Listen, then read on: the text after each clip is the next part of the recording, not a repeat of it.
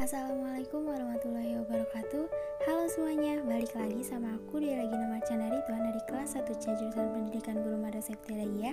Di video kali ini, aku akan menjelaskan tentang salah satu materi konsep dasar IPS, yaitu globalisasi dan isu-isu global.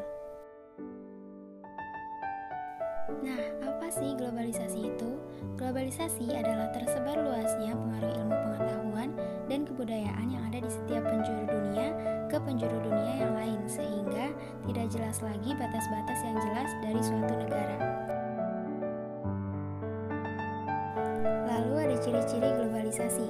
Yang pertama, konsep jarak ruang dan waktu yang sudah berubah. Kedua, ketergantungan dalam bidang ekonomi dan perdagangan. Tiga, interaksi kultural yang meningkat. Dan keempat, meningkatnya masalah bersama. Nah, ada juga nih faktor penyebab globalisasi. Yang pertama, karena adanya kemajuan teknologi informasi dan komunikasi serta semakin rendahnya biaya transportasi.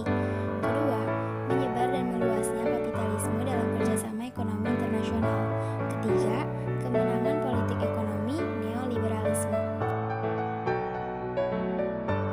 Selanjutnya, nilai-nilai universal dalam globalisasi. Yang pertama ada aspek ekonomi. Pada aspek ekonomi, globalisasi mengacu pada perubahan yang terjadi pada mekanisme pertukaran barang dan jasa. Kedua, aspek politik.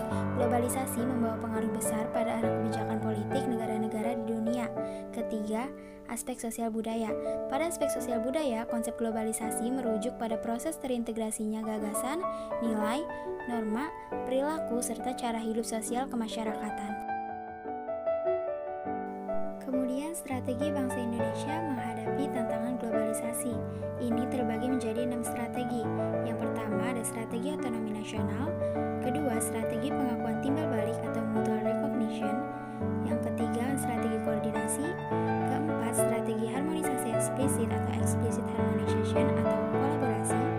Kelima, strategi federalisme atau governance. Dan yang keenam ada strategi Lilliput. Ada juga pandangan Islam dalam globalisasi. Pandangan Islam terhadap globalisasi adalah agama global dan universal. Tujuannya adalah menghadirkan risalah peradaban Islam yang sempurna dan menyeluruh, baik secara spirit, akhlak, maupun materi. Nah, selanjutnya ada dampak globalisasi. Yang pertama ada di bidang ekonomi. Dampak globalisasi yang kedua ada di bidang sosial budaya. Terakhir ada manfaat globalisasi, yaitu akan memberikan sebuah kemudahan di dalam bidang komunikasi dengan orang lainnya, akan memberikan sebuah kemudahan di dalam mendapatkan berbagai macam bentuk barang yang dimana akan memuaskan kehidupan dari seorang manusia, akan terjadinya sebuah bentuk mobilitas dari penduduk yang dimana semakin tinggi dengan bantuan berbagai macam bentuk kendaraan transportasi, akan membuka berbagai macam bentuk lowongan pekerjaan, akan meningkatkan